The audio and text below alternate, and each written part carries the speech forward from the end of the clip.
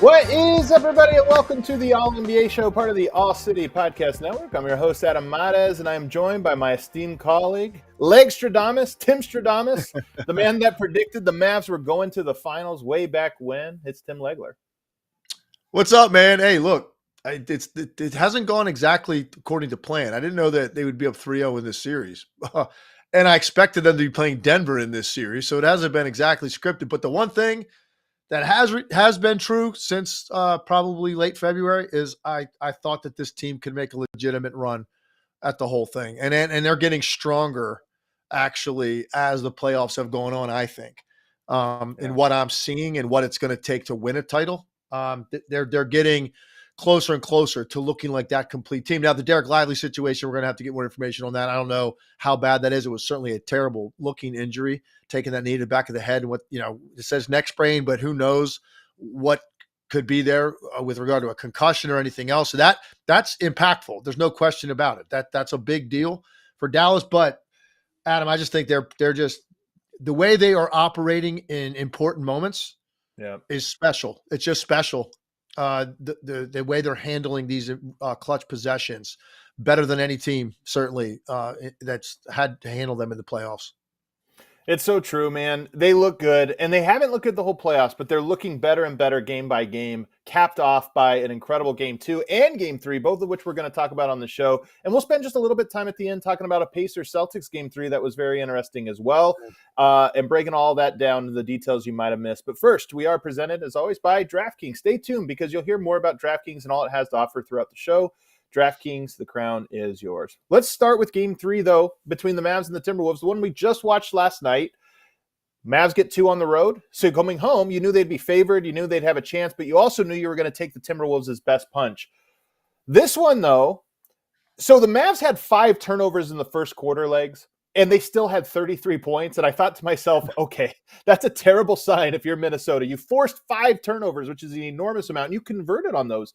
And you hit a buzzer beater, by the way. Nickeil Alexander-Walker hit a buzzer beater in the corner to cut the lead, I believe, to 5. And you look at that and you go, man, that's about everything you want to go right for you if you're Minnesota and you're still down and you're still giving up all those points.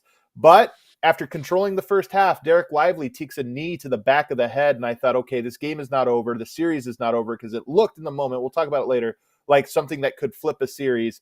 But you get to the clutch, and Luka and Kyrie just take over in those final minutes, as they have done this entire series. Happens once, anybody's, maybe a little luck, this or that. Happens twice, 3 times in a row. Those two have really closed this in the clutch. So those are my notes from Game 3. But what stood out to you? Yeah, well, listen, let's start with the way they closed the game, because that's the most important part. And I think what's fascinating about this pairing right now, and you're getting a lot of big statements made out there. You heard, Stan Van Gundy on the call say he's the best offensive backcourt in NBA history. And some people, their immediate reaction is to freak out over that because they don't, people just don't like big blanket statements like that. But when you really dive into it, like, look at what these guys are doing. Here's what's special about them. You don't need to run any specific action for either of those guys. Like, there are teams that have 2 great scorers paired up that are also good, like, pressure type players. But typically, you got to run some initial action to get them the ball in a sweet spot so that they can operate. Even the Warriors, like, they wouldn't just come down, give Steph Curry the ball and go say, oh, go run high ball screen, get what you want. They would run action with the post split or Curry off the ball in the baseline and whatever, moving first to lead to something really good or catch the ball in a better spot to operate. Like, you're just talking about 2 guys that can just come down, come over half court, get a simple ball screen, and then just go to work on somebody. And they can go mid-range, they can go, step back deep, they can get to the rim, they can finish in different ways. And of course, Luka also has that added element of finding guys when it looks like there's just nothing down there in the lane, and he slows everything down and makes these incredible finds. And they're just so good offensively that they have an answer for anything that's in front of them, no matter what the personnel is, no matter what the scheme is. Those are the two things, right? That you're looking at as an offensive player. Who's guarding me? And then how are they guarding me? And it doesn't matter on either one of these guys because they're that talented offensively, Adam, that they have a club in their bag for every shot. And that's what they showed you to close out this game and take absolute command. And look, I have a lot of credit and respect for the Timberwolves and the way that they played this game, man. They played as hard as they had to play to get a win and get back in this series. I was super impressed that Dallas wasn't able to really get that gap to 10-15 in the fourth quarter. The fact that they came all the way back, took the lead, and forced Dallas to have to make these plays down the stretch. I give Minnesota a lot of credit. They did not lay down. This wasn't about what Minnesota couldn't do, other than probably Karl Anthony Towns' shooting struggles that continue. This was absolutely more about the greatness of Kyrie Irving and Luka Doncic in particular, and then huge plays down the stretch by Daniel Gafford. I mean, that's what this amounted to. He was incredible down the stretch. You mentioned Luka's late passing, though. One of his best skills, and he has a lot of skills, but he makes like 5 a game in this series where it's like jumps in the air, hangs in the air. He's not even looking. And then right before his feet touch the ground, he turns and fires a cross-court pass 20 feet away, right on the money. And those are backbreakers. And the other one that he does that, we all know this one, but it's come in more useful in this series than I imagine, was those last second lobs. Gobert is so good at reading those. Waiting. He's so good at waiting to the last moment and stepping up when you're going to shoot it, falling back when you're going to lob it. But even he is not reading Luka's decision-making in those. And when you talk about Gafford stepping up at the end, some of those are that exact scenario where you have your big in there and it's his job to play that cat and mouse game. But Luka is just, honestly, maybe the best I've ever seen at it. I'm talking about the timing of not shooting too early, not passing, but just timing that perfectly so there's nothing you can do. Absolutely no doubt about it. Look, he threw a pass in each of the last 2 games with his opposite hand. That I'm not exaggerating. 2 of the best passes I've ever seen in a pressure situation. The lob that he threw with his left hand to Gafford at the end of game 3, it was such an effortless flick of his wrist, underhand scoop lob, when it looks like he's just going into this traffic area with a elite level shot blocker back there, and he just throws this left-handed pass right over the top of the shot blocker, perfectly placed for Gafford to go get it. He threw one in the previous game in Minnesota. If you remember it, he went down the left slot late in the game, I'd say probably inside maybe 3 minutes, and he jumped in the air literally on the outside of the lane on the left side of the court. And it was all bottled up, all kinds. It was like 3 bodies jumping in the air trying to block shot. And he threw a left-handed hook pass to the right wing. The ball had to travel 35 feet in the air through traffic, all those bodies in there with his opposite hand. And I think it was PJ Washington. He missed that shot, but they got an offensive rebound on it, I believe. But it was insane that he was able to get that basketball from that point to the shooter and right on time as well. And then the one he threw to Gafford. So you're talking about the way that he can make you pay even when it looks like you defended it perfectly, because of how long he waits to deliver the basketball. It's incredible, man. And, he had some rough shooting games early in the playoffs. He looks so much more on balance. I don't know that he's moving any quicker now, but he's just much more on balance and getting what he wants. And the one-on-ones, getting into the fadeaway turnaround jumpers, that requires a leg strength. And it requires you coming out of the spin, being able to get off the ground and then being able to figure out how you can quickly find that rim and get your depth perception down and knock the shot down. If you're not feeling right, you come out of that spin on those one-on-one, you're not getting the ball there. The ball's going to hit the front of the rim. And he's making that shot now. And so overall, just his efficiency's picked up. Kyrie was absolutely incredible in this game, so I don't want to slight Kyrie. I mean, they're not sitting here right now up 3-0 what Kyrie Irving did in the last couple of games. Yeah.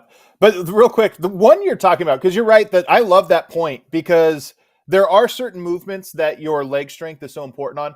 Turning over, over one shoulder, falling that far back, that's a lot of weight on your legs because you're so off balance that your legs have to balance you. And if they're weak, you're not getting them. And the one you're thinking of, I think you're thinking about, the fadeaway he had on late in the game over Jaden McDaniels. That Yes. one, he was at like 30-degree angle. He had to step back so far because McDaniels is long. He had to step back so far. And I thought, it's going to be short. It's going to be up. That's too hard of a shot. Nothing but net. It was so unbelievably uncontrolled.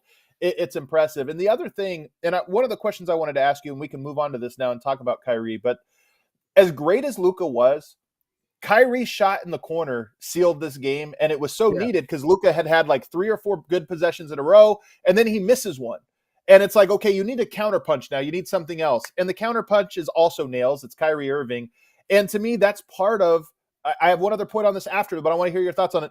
Just swinging it, the ability to say Luka, Luka, Luka, Luka, Luka, and then once you shut that off, go to Kyrie, and he just completely makes you pay. That is what's ultimately sinking this team is they've made it hard on Luka. Luka's overcome it, but they have a whole other punch, and it keeps being a knockout punch for him. This has been an incredible stretch here for Kyrie Irving because you know, there's never been any denying that this is one of the best offensive players like of his era. He's that talented offensively. But there was always all kinds of stuff that came with Kyrie over the years that I think allowed people to become detractors of him or critics of him or just people that were just not fans of his for whatever reason anymore. And I think he's gotten a lot of those people back because of his demeanor, his like how engaged he is in the game. Like you just see he's proving that all that matters to him is winning. And whether that requires him to be spectacular offensively the way he was in game 3, or that requires him to maybe be a little bit quieter in the first half because the shots aren't coming his way, but he's still absolutely defending with max effort, whatever it may be. This has been so fun to watch him because the talent has always been something we've always been enamored by. And a lot of times we'd talk about Kyrie in the past and there'd be a but at the end of it in some way. That's a race now. This is just one of the best offensive players in the NBA, one of the best really in his time in the league. He's been one of the best offensive players. And now he's playing in games where he's absolutely showcasing that on a team. This is a little bit different than like when LeBron came to Cleveland and they got Kevin Love and it's like, okay, let's win it right now this year. They had to build this team. They had to build this together, and Kyrie's a huge part of that. And now you've got this just incredible player under pressure that you can allow to alleviate some of that pressure from Luka Doncic. And to your point, Luka, and that's okay. Now it's going to be Kyrie for a few possessions here, and he can go get the same level of tough shot, and you have such confidence when he rises off the floor that it's going in. The shot that he hit, he's a smaller guy. When he went to the baseline on that fadeaway shot that he hit that really sealed it, you couldn't even see him down there anymore. Like he disappeared because he's a smaller guy. It's like a center coming out, and all of a sudden he shoots it. He ends up on his rear end, and the ball hits nothing but net. And that kind of sealed the deal. PJ Washington, let's also talk about him. He's been incredible. The 3 he hit earlier to break the tie, like they're getting contributions from their role players, but this is about the greatness of 2 players that are meshing together. And the most important quality, both of these guys love pressure shots. And there's been great offensive pairings in this league, Adam. We got them right now, sprinkled all throughout the league. And no pairing likes pressure the way that these 2 guys do. And what a luxury that is when you have the skill set to go with it to get any shot that is required in the moment. And they're not fazed by the magnitude of anything they're doing. And that obviously speaks directly to what Luka did at the end of game 2 and what both of them did at the end of game 3. They're such an interesting pair, so dynamic. I mean, Luka can create the best value shots just by virtue of his talent, size, and all the physical advantages. And then Kyrie can hit the toughest shots. So no matter what, you're going to get something from a high leverage player out of their possessions. And I'll tell you why I think they're a dynamic pair. And I'm curious what you think of this. For the last 10 years, rim protection has been the story of defense. You got to have a rim protector, and the perimeter defense, is secondary to that. I've always thought that was wrong. Those 2 things work in tandem. And obviously a great rim protector allows you to push up and be more into players. But as the game evolves and we get all these great step back 3-point shooters, your perimeter defense is so important. And Minnesota was talked about last round as one of the greatest defenses of all time. And rightfully so. They sure looked like it because they had rim protection and they had perimeter containment that could just, they were like dogs. They could hound you way 30 feet from the basket and just overwhelm you. That has been taken away in the series. Those guys are unbothered by the ball pressure. In fact, at times, especially late in games, it becomes a liability. Jaden McDaniels picking up fouls late in the game, and you're sitting there, some of the fouls you watch and you go like, what are you doing? Well, what he's doing is what got him here, pressuring guys, getting in their space. Luka and Kyrie don't care. They seem so unbothered by it, and it's almost like you chop that Minnesota defense in half. And that's why I think they're such a dynamic pair, is they simplify what you're capable of doing defensively by eliminating that pressure. You're so right. And they're different in how they do it. Kyrie's interesting. Like, both of these guys can handle the ball in a tight window and act as if nobody's in front of them. Like, it's really, it fascinates me to watch, right? And look, I had a good enough handle to play in the NBA. I was obviously known for my shooting, but when I watch guys like that are being guarded by the best athletes on the court, the longest arms on the court, like the guys that are out there to defend them, and they're dribbling the ball, and these guys are either up in them with a forearm on their back or something, or if they're faced up, squared up to each other, they're no more than 2 feet away from them, and they're just handling the ball so casually, like as if this person is not affecting them. And it's different the way they do it. Kyrie is constantly putting the ball back and forth, like he's letting you know, like, I'm quicker than you. At any point I can go. And that keeps you sort of on your heels a little bit, like reluctant to reach for the ball. Luka is different. It's all about strength. Like, I'm not going anywhere in a hurry. I've got this force field around me with my shoulders and my forearm, my off arm, and just my strength. My back is wide. Like, I'm just going to just kind of take my time. You're doing everything you can to pressure me. You're not affecting me at all. And then at my choosing, I'm going to do something to get you off balance by changing direction. And then that first dribble is going to be fairly quick. And now I'm either next to you or you're behind me. And now it's literally game over for the defense, because now Luka has that defender that's not a problem at all anymore. And it's literally, he's looking at some space in front of him where there's room, and he can just pick what he wants to do.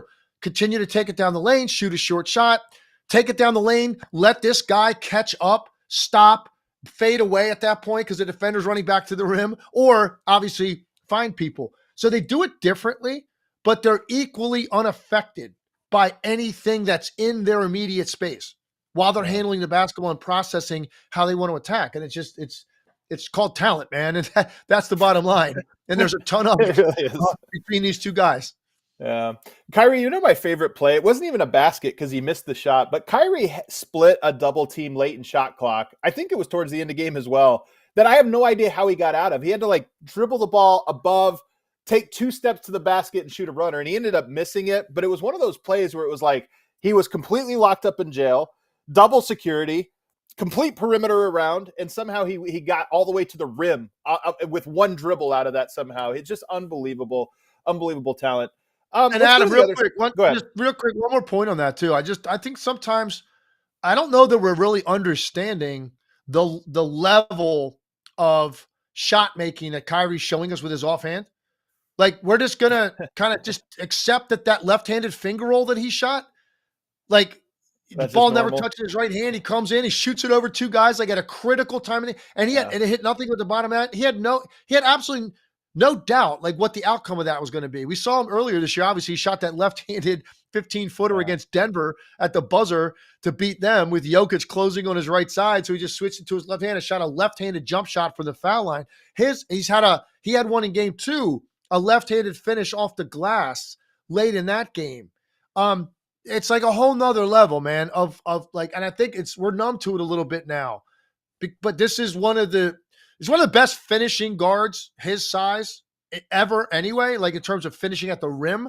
But in terms of ambidexterity in finishing at a guard his size, I think he's the top of the list. He really, the ball just falls into the net with him off these crazy angles. I remember Mike D'Antoni, back when he was coaching the Rockets, was asked one time, because I think it was when they had, multiple point guards out there. And somebody said, is that too many point guards? Is the lineup having too many guards or something? And he said, look, if I could get away with it, I would play 5 point guards. Like, that's the game, the way basketball is being played now. And look, they don't have 5 point guards, but the ability to attack that pressure, that on-ball pressure from multiple angles, multiple bodies, to me, where is the game evolving? I think it's evolving to that. You're going to have multiple guys that can break down dribble penetration, because teams are getting so smart in how they double and how they recover on the backside. But how do you break it? When you double and you release valve as Kyrie Irving, that requires its own double team, and that's where it really breaks you. Let's go to the other side real quick and talk about Minnesota, because a couple things have been happening in this series that were not happening in the last one. One of those is Anthony Edwards, 26, 9, and 9. You think, okay, that's a good line. And in fact, he had some really high-profile plays, but still not impacting the game the way on either end, the way he was last round. And then Karl-Anthony Towns has clearly been less than what he was in the previous round. So with both of those guys, you could start either place. But why are they struggling so much this round when they were so good in the last one? That's a great question. I think it's more explained. I think it's more easily to be explained with Anthony Edwards. And just look, this is why we can't get ahead of ourselves. It's important. We don't get ahead of ourselves with these guys and describing who they are, what they are, who we compare them to. And that's where people wanted to rush to. And, after the Denver series, there's a reason, man, because it's one thing to add some of the things he's added to his game. Okay, that's one level of evolution, because it's not just raw athletic ability. That's obviously on display. Certainly saw some of that last night. That dunk was insane. But so we know that's there. He's added multiple dribble moves on the same against the same defender, like counter moves. He's added mid-range pull-up jump shots. He's added deep range shooting off the dribble. Like, those are important things to become a superstar and be that guy that has an answer for everything offensively to help take your team to a title. Like, he's on his way, but there's a whole nother component to it, which is against any scheme of defense, against no matter what traffic looks like, what bodies look like in front of you, and the pressure of the moment. Like, all of that also becomes second nature to you. Then you have the guy. Then you have Jokic, right? You have a guy like that. That's what it looks like. And some of the other guys that have won titles in recent memory, that's what you have then when you're able to get that. You have a Steph Curry level player. And we got so far ahead of ourselves with Anthony Edwards because everybody wants that to happen. That next guy, man, that's got the athletic ability of Jordan and Kobe, whoever else is being compared to. But there's a whole nother element to this with regard to how you manage these kinds of moments. And he's been okay, but he hasn't been the dominant player. He hasn't been the best player. And look, it's one thing if you say, hey, man, we understand Luka's going to be Luka. Like, no one's going to really probably outplay Luka on a given night. That's because he's got the ball so much. He's so good. But Anthony Edwards, you can't get outplayed by both of those guys if you're our best player. Like, both of those guys can't be better on you in the same night, or we don't have a chance to win. And so let's just pump the brakes a little bit on Anthony Edwards. He's going to get there. I firmly believe it. But you're seeing it right now. It's harder, man, when teams come up with these game plans against you and all these driving lanes and angles and different things that were available to you in the regular season, or even at different times in the playoffs in previous rounds, aren't available to you anymore, to the extent to which Dallas is selling out to make sure that you have limited opportunities to have those kinds of moments that play to your strengths. That's what Dallas is doing. And now a big part of that is, okay, well, Cat, loosen up some of this. He is 3 for 22 from the 3-point line. That's a big deal, man. And he is 16 for 54. 15 for 54 from the field overall. That's your second best offensive player. That's an all-star. And he just is not making shots. And I think with Cat, it's different because I think the opportunities for Cat have been better. In terms of relative to what he normally gets on a given night. It looks similar, the shots he's getting. So I think for him, it might be a little bit between the ears. And look, that happens to all players. I don't care what level player you are. If ball's not going in over extended period of time, like you start to stack games together, it does mess with your head a little bit, where you start to just not play naturally and free anymore, Adam. You start thinking about, I got to make this one. And you're feeling That's what he looks like. Before you release the ball, you're feeling it. I got to make this. Got to make, and then, like that angst that you feel when you miss another one. And so Cat could help loosen up some of this stuff that Anthony Edwards is seeing, because Anthony Edwards right now isn't on that level. Like, it doesn't matter, man, if that guy's playing well or not. I'm going to be able to beat this defense that's in front of me. Right now, he's having a hard time with that. Give Dallas credit. They identified how they're going to play this team, and dare you. What are you going to do? And they just haven't been good enough offensively, despite being competitive in these games. The difference is those big moments. Dallas has just been so much better because they have two guys that are able to operate completely normally under those circumstances against any defense they see. And I think the secondary creator is part of this. Like Mike Conley's obviously a great creator as like a point guard, a true point guard. But some of the times that Minnesota is getting really like hamstrung on offense, they'll break down the defense a little bit on one side of the floor, kick it out to the other side, and there's no further breakdown. They're either not open for three, missing the three, or they're not able to beat the scrambling defense. And the time that I think of the most, that's a great example of this, late in the game, Cat took a step back three-pointer. And it felt so out of rhythm. And Remember it's because that he catches the ball and his mind is go. Like, Yeah. all right, they're scrambled. Here I go. And he starts to go, and they pack the paint. They're playing off so that they can close out on shooters, on anybody. They're packing the paint so they have to close out forward. And he catches it late, steps back and shoots so out of rhythm. And you're thinking, you either were going on that play or you were catching and shooting on that play. What you were not doing was taking one dribbling back and shooting it, because that shot had no chance. And to me, it was indicative of their clutch time offense and the thing that the Mavs have successfully done to disrupt them, throwing them off that rhythm and just basically turning the reversals into contested jump shots. Agreed. And I think, so here's the thing that's different, Adam. Like in previous rounds, they could have lived with this because they were so confident in their defense's ability to dictate terms. Yep. And that's just not happening against this team, which is why, by the way, I liked Dallas to win this series for that exact reason. I didn't see how you affect Luka to that extent. And I said it, right? And I said, hey, listen, the physical strength of Lou Dort is a bigger problem than length and quickness of these other guys that are going to guard him in this series. And that is where they could make up the difference for the way Cat's playing right now. For Anthony Edwards, like what he's leaving still out there that he hasn't grabbed yet offensively. He hasn't been, his typical ceiling. He hasn't reached that. A Cat hasn't been close to that, obviously. But in other rounds, they're like, it doesn't matter because our defense will give us a chance to overcome that. Not against this team, not with these two players. And that's where they find themselves now. They've got to be so good if this is a one-possession game with 6 minutes to go because of how good Dallas is going to be on their offensive end. And that has been the difference in this series. 3-0, let's see what Minnesota – I have no doubt Minnesota's going to play as hard as they possibly can. They're not going to lay down. I wouldn't be stunned if they won a game. I mean, it's just hard to beat a team 4 times no matter what. But you also feel like – you almost feel like if you're going to get them, you're going to have to get them, be up like 12-15 with 6 minutes to go. Like you have one of those nights where you're making everything. Dallas struggles to shoot for whatever reason. And you got to be in that spot because this is a one possession game, 4, 5, 6 minutes to go. I don't know how you don't expect Dallas to win the game. And that's going to be the same, by the way. If Dallas does win this series, it's going to be the same in the next round. If they play Boston in the finals, which we expect them to, it's going to be the same then. You're going to be like, well, what do you do here late? Although Boston's, I think, going to be better in those situations than Minnesota has been. They've got much more experience in those situations themselves. But that doesn't mean you have an answer for Dallas on the other end of the floor. And that's been this combination for Minnesota, having some guys not play their best or play so far below their season norm. And you've got to deal with this other team that defensively you're just not able to affect the same way. Add it up, man, and it's 3-0. That's what you get.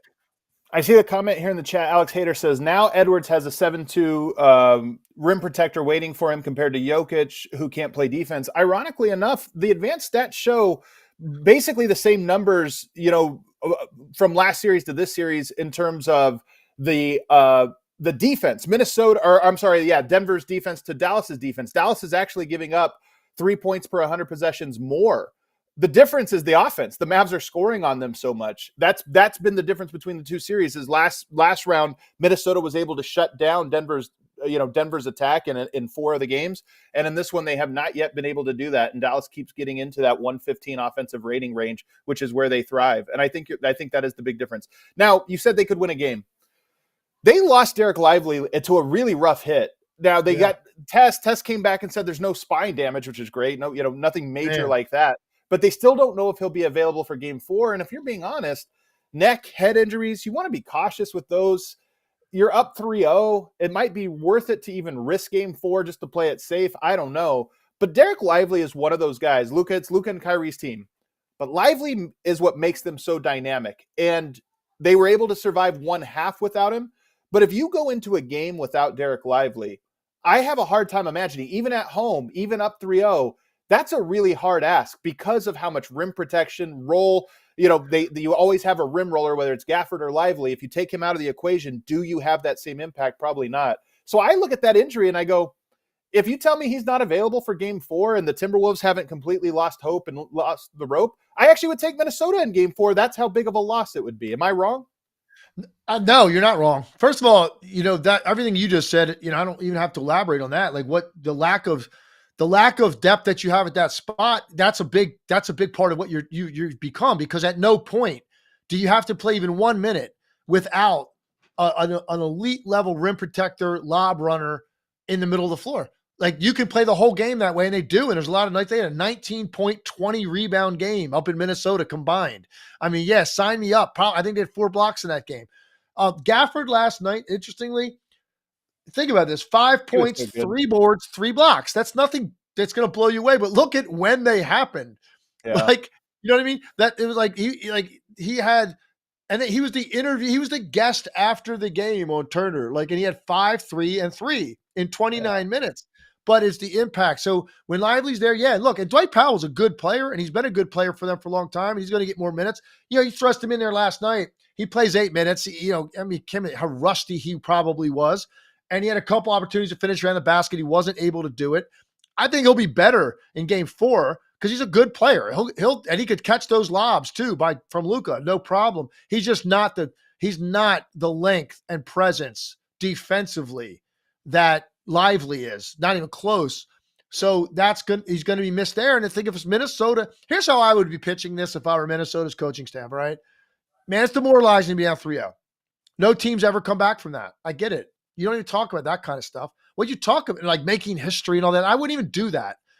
Because that's literally putting this, it's never been done, this ginormous boulder we got to push up the hill. We got to, do it for 4 games. We can do that. Like, let's make history. That's too hard to even wrap your head around. No, instead it's this. Listen, they're shorthanded now. Let's attack them. Let's take advantage of this. We just have to win a game. Win a game. We go back home. We go home. Okay? Hell, you could end up in a 3-2 situation back in Dallas with all the pressure on the world on them to close that out rather than go on the road for a game 7. I mean, that's where this could lead, but it starts with a game, and this is maybe an opportunity for you. Something had to happen. Well, you know what? Something has happened now, and we have an opportunity. They're going to be smaller at times. Even last night, you remember those possessions they played in the fourth quarter with Luka basically as your center? They had 4 guards in Luka. Luka was guarding Cat in the post. And they went with that lineup for several trips up and down the floor. They had all perimeter players on the court. I've never seen them to play that way. And that's what they went with. So there's an opportunity. They're going to be out of their wheelhouse. The rotation is going to be different. Let's take advantage of this, man, and attack, because there's going to be opportunities at the rim at some point in the game that we're not going to have normally. Let's take advantage of that, get 1 game, and let's just see what that does to change some of the anxiety level in this series. That would be my speech to them to get them ready for game 4 and just try to extend this at this point. Let's just extend it. A lot of stuff can happen. And I like I said, I have no doubt they're going to play hard. I think that's kind of who they are, man. They play hard, and they're going to come out and they're going to give everything they have in that game. And will it be good enough or not remains to be seen. Yeah.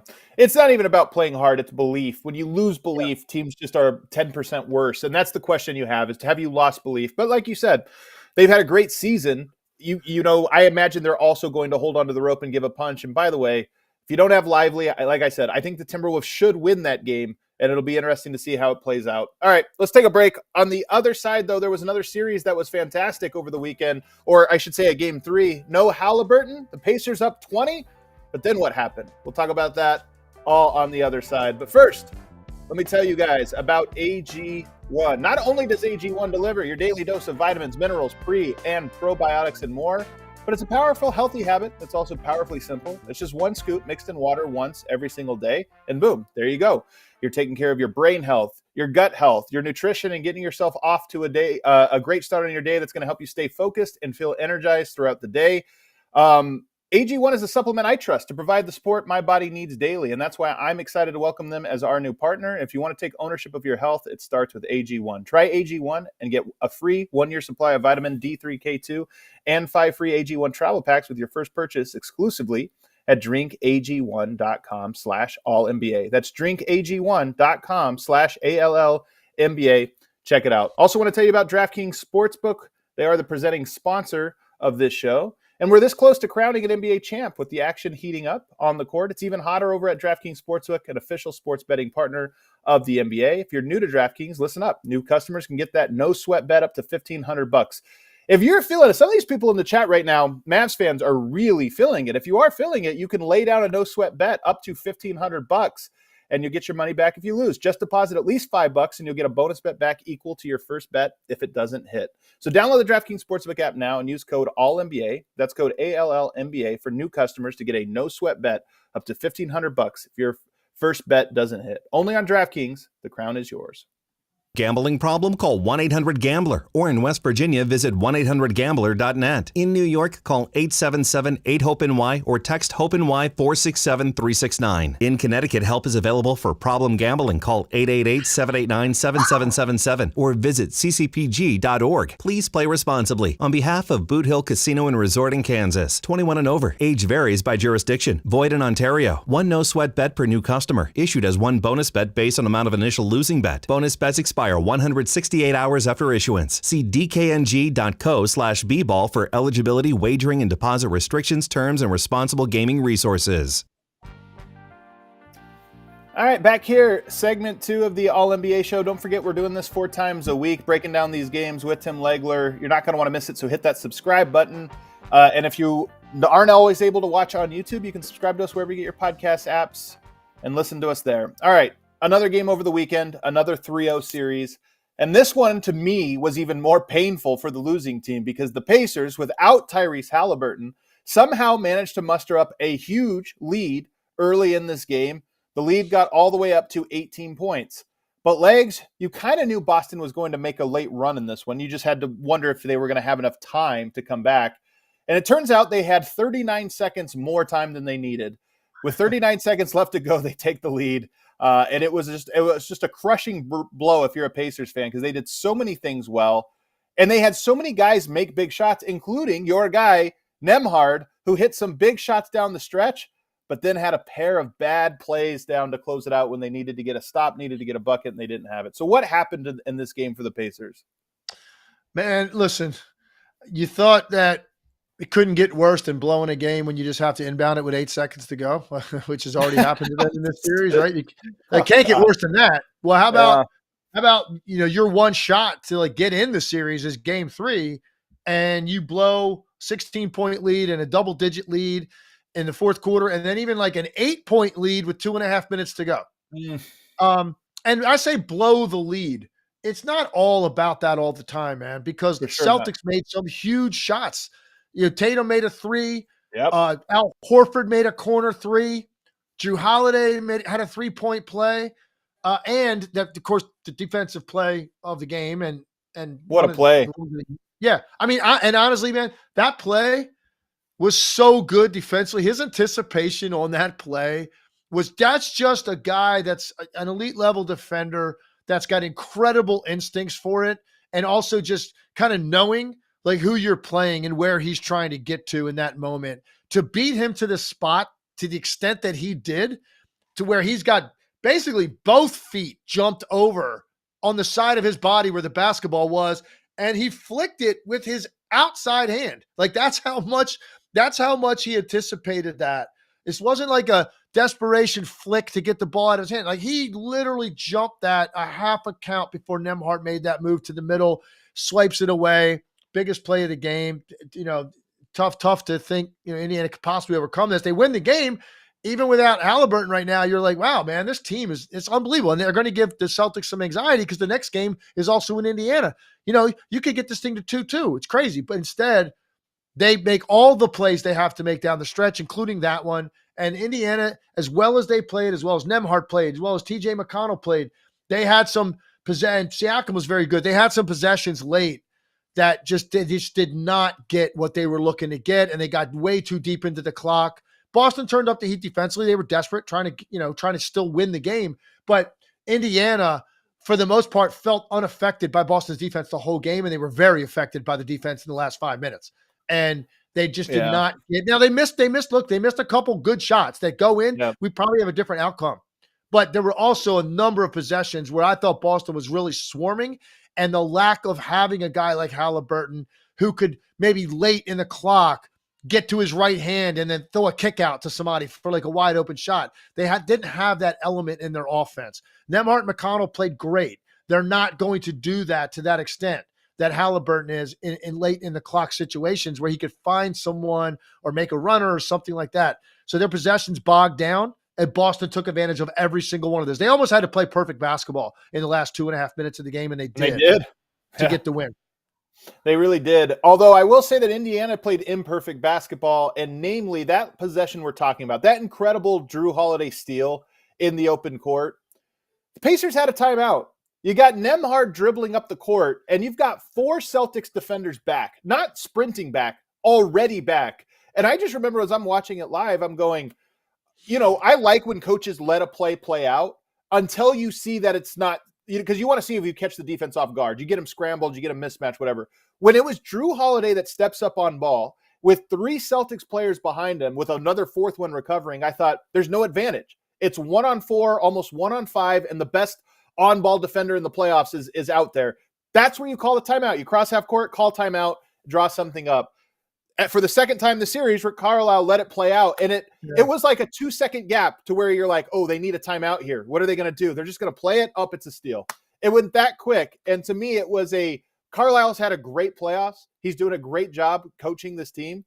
Twice now in the clutch, though, he has not called timeouts on plays where I thought it was obvious. I know it's a little unfair because hindsight's 20/20, but both of those plays and that one in this last game, to me, were obvious situations where you call a timeout. Even more so in the first game, I thought. Yeah. Because the ball's already stopped, right? Yeah. So you have time to process everything that's going on. This wasn't one of those bang bangs where, in this case, I'm looking up the play-by-play. Do I get the timing right? It says here, Nembhard grabs that rebound with 7.1 seconds, down 1. Yeah. Right? And it happened so fast. And if I recall, there was a Celtic player that was behind the play at that point. And that's probably what Rick saw. Maybe. And he's like, we got some numbers. If we just go now, we've got some numbers.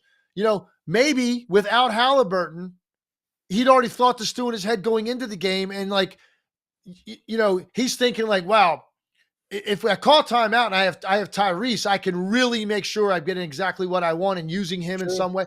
And this is almost, maybe he felt like, I'm worried about doing that because then Boston is going to come up with whatever scheme, switch, whatever they want to get and throw us off because we don't have our leader offensively on the floor. I don't know that that's all true, but those plays happen fast. And I don't even know sometimes that coaches even think what they're going to do until, wow, we've got the ball. And it's just kind of like he started to go. So you just kind of go like, go ahead. He crossed half court. It says the turnover happened at 3.1. So I'm guessing he crossed half court somewhere probably between 4 and 5 seconds. I think it was a full 5 seconds. To me, it was enough time that if you call a timeout, you're not just having to catch and shoot. You can run something, some kind of action. Yeah, I agree. You still had a shot there to do it, and they elected not to. And I don't know. For me, like I said, I'm never a guy that's like hindsight's 20/20, or I'm going to go ahead and act like I know exactly what's going to happen in these situations. I just know myself, my nature. As a coach, and the way I think is to err on the side of the timeout most of the time, unless you have a situation where you've got one of the best 4 or 5 players in the league on your team and that ball comes off and they've got the ball and you don't want to give a team an opportunity to set up to prepare to take the ball out of his hands or blitz it or trap it or whatever, then I might do that. But that's not what we're talking here. I mean, even if Halliburton plays, they don't have that. They've got a really good offensive team, and they've got a couple really good offensive players and then some really good offensive role players. This isn't Luka. This isn't Kyrie. This isn't Jokic. This isn't, Kevin Durant. This isn't Curry. This isn't LeBron. It's not that level of player. So I know for me, I would err on the side of the timeout, man, and live with that. If we lose the game, I go home and I'm not sitting there thinking I had more control over the situation as a coach than I exhibited. And I think Rick Carlisle took the exact opposite approach in both situations. Trust these guys. Let's just trust them. Let's just do it now. Maybe it's because he has so much respect for Boston defensively and what they can hit you with that they have time to think about what you might run. Maybe that's what it is. I don't know. But I know for me, I just don't want to be going home with that timeout, burning a hole in my pocket and knowing that I could have done something to draw something up to get Boston to react the way I want them to react. Dictate how they're going to react by where I place guys and where the screen takes place and who's inbounding the ball and all those kind of things. I can control that as a coach. And I just know me, I'd probably burn those in both situations. And he elected not to in either. And you think about they're down 3-0. They're on the precipice of getting swept potentially. And look at the way that these two games have played out and how close they were to winning both. Yeah. If you told me Andrew Nembhard is driving one-on-one in the open court against Drew Holiday, I'd call a timeout still. I would say, you know what? I don't like that. I don't like one-on-one with Drew Holiday and Nembhard if I'm the Pacers. But it was 1-on-4, and that's why to me that was such a crazy play. Is there anything now to glean from Game 4? I mean, look, both of these, no team has ever come back from 0-3. We have an 0-3 deficit in both series now, so it'd be kind of absurd to talk about these series as what can the Pacers do. But if we talk about them just winning Game 4, let's forget about everything else. Just in Game 4, what do you want to see from them to at least get the win there? I mean, listen, they've got to make more threes. You know, that's 5 in the last game. Yeah, you got 5 made threes, only 22 attempts. Boston took 46 3-point attempts. I mean, imagine that. They outscored them by 33 points at the 3-point line. Look, they're going to have an advantage most nights. We understand that. It's the most prolific 3-point shooting team in the league. They shoot more, they make more. Get it. But you're not winning NBA playoff games making 5 threes. So the 3-point shooting's got to pick up. They've done a lot of the things they need to do offensively. Like Boston has had some issues containing this team. And it's because of their style of play, man. They're not – the ball moves, and it's decisive, and everything's quick, and it's hard to guard. There's a reason that they did what they did offensively this season all year, Pacers. They're hard to guard. Keep doing what you're doing offensively.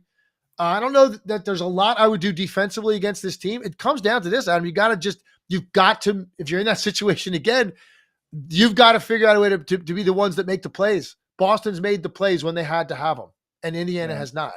But there's not much you could change, offensively or anything like that. This is what you have without Halliburton or with them. You know who your guys are. You know the style of play. Make more threes, and you're going to have a much better chance to at least get a game. We got to give the Celtics a little bit of love because we've been beating them up over this topic for a while.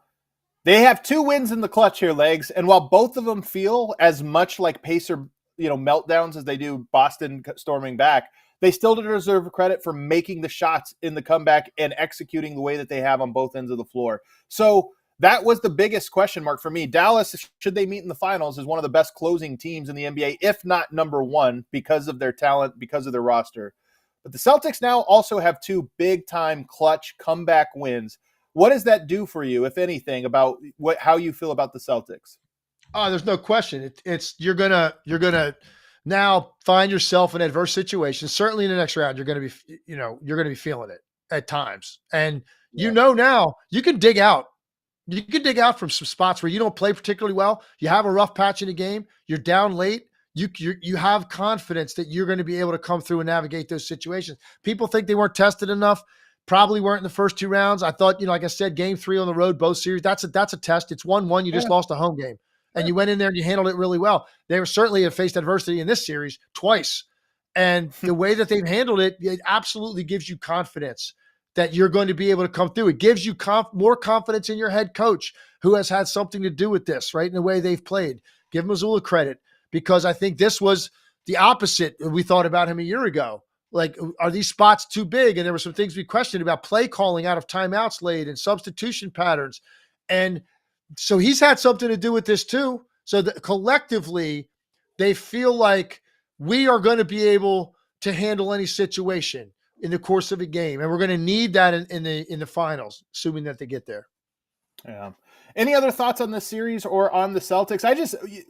Look, we're going to talk a lot about them in the lead up to the finals because I think should it be Dallas and Boston, that's a great series. And they're going to get their chance to prove every doubter wrong. But is there any final thoughts or any final praise you want to give them with, or things that stand out that you've been impressed with before we get out of here? Well, I think one of the things you just look at with this team, I mean, look at their two stars, the two forwards. We're all over Luka and Kyrie for how great they've been. Look at these two guys, right? Look how good Tatum was in Game 3, including late. Big shot, huge behind the back pass on the move. One hopper to the left corner. I mean, it hit Al Horford right above his waist, exactly where you'd want it as a shooter too. Perfectly delivered. So it's clutch plays. And look at Jaylen Brown in Game 2 when he played like a first-team All-League player. So they're two stars. Got to be feeling really good about themselves. People would have always kind of beat up Jason Tatum all the time and just scrutinize and whatever. And I said the other day, I think he's better than we give him credit for. I mean, in this series, 32 points a game on 48% shooting, 9.3 rebounds, almost 6 assists. Forget those are Jason Tatum numbers. Assign those numbers to any other all-star in the league, and we're just going nuts about how great they're playing. So I think he is playing really well right now, and this was a big moment for him as they probably get ready to head into the finals. And then Jaylen Brown had one in the last game. So I just think they're in a good place with those two guys feeling really good about what they're doing right now and the way they're playing offensively. And by the way, they've been doing it all without Kristaps Porzingis, arguably their third best player. So they get that guy back, before next week. And it should make for a very compelling finals, even if this conference finals looks like it might wrap up a week ahead of schedule. Either way, you can cue that outro music. Emma, I know we have a couple super chats, but either way, we're going to be walking you through whatever happens throughout the week. So you're going to want to stay locked here. All right, what do we got super chat wise? Carlos Hernandez says, how important is having a coach like Jason Kidd for Kyrie and Luka, who was a great point guard at his time? That's a good question. No, I think it is important. And Jason Kidd's talked about that. And they, those guys would be foolish not to be able to learn from a guy like Jason Kidd, who was not the scorer that either one of these guys were, but the impact defensively and as a playmaker and pace, absolutely. I think it does matter because the situations you're reading, you can relate to in conversations a little bit easier because you know that this guy was in similar situations. And it's just easier than, I think, to have those kind of conversations about what you're processing. Does Boston close it out tonight? I think they do. I think that was just the final gut punch for Indiana. Indiana, I think they'll play hard. They'll play well for stretches, but I think ultimately this feels like Boston for the same reason I said. Just like you don't want to extend this, and Dallas is going to feel the same way, man. It's different circumstances because Dallas gets to try to do it at home, where what that could lead to. You got to go back on the road. I mean, Boston, even if they lose the game, they know they're going home, so it's a little bit of more. You have more deposits in the bank if you're Boston, but you want this over with. You want it over with as soon as you can. You don't want to take any chances on anything happening. Boston fans, I hate to do this to you, but I'm going to be rooting hard for the Pacers tonight. I want more basketball. Yeah. Legs, if we get this series over tonight, we got a week of theoretical basketball to talk about. I know you don't want that. If both of these series end by Tuesday, we've got 9 days. Yeah. 9 days before the finals start. Theoretical basketball, man. I can't wait for it. Everybody, thanks for hanging out with us. We appreciate you every single day. Hit that like button for us on the way out. We'll do it again tomorrow. We